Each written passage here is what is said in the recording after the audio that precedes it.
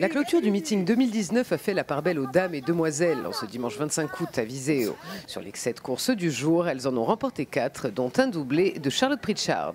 Premier gagnant pour la cavalière anglaise dans le prix des cavalières, avec une victoire surprise en selle sur Matador. Le pur sang de Catherine Léon y faisait en effet ses débuts insulaires après avoir été blessé. Il s'impose de belle manière au terme d'une course en tête avec son compagnon de couleur en jeu. La course était géniale. J'avais l'image d'être en tête, tout en contrôle. C'était vraiment la course de rêve, quoi. J'étais pas pressée, pas emmerdée. Je fais tout ce que je veux. Ouais, c'est génial. Et le cheval en plus, il était généreux, honnête, super. Autre victoire pour Charlotte Pritchard, tout aussi imprévue puisqu'elle a dû remplacer Xavier Bergeron, tombé dans la première. En selle sur Napoléon Malpic, elle a su gagner les faveurs de ce bon anglo versatile.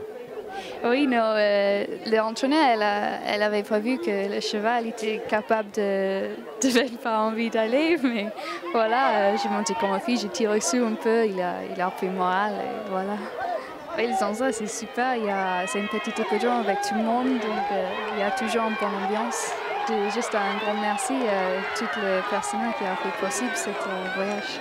Dans la 5e, prix Martin Pietri, réservé aux chevaux nés et élevés en Corse, c'est Mégane Pellier qui s'est imposée en selle sur la Bardini Atmosphère.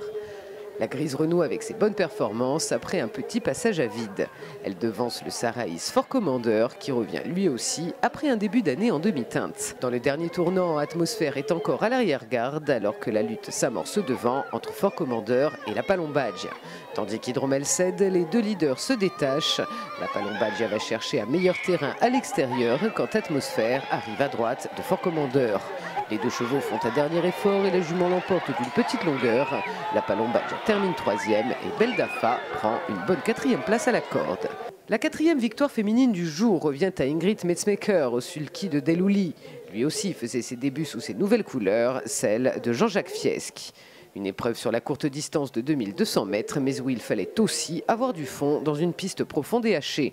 Alors que le Raffini Destin d'Ocagne s'était échappé en face, le futur gagnant vient le contrer avec une grande facilité. Parti de loin, Diwan Nemo regagne beaucoup de terrain dans le dernier tournant. Le pensionnaire de Sérénamont y place alors sa pointe de vitesse pour remonter sur un Destin d'Ocagne faiblissant.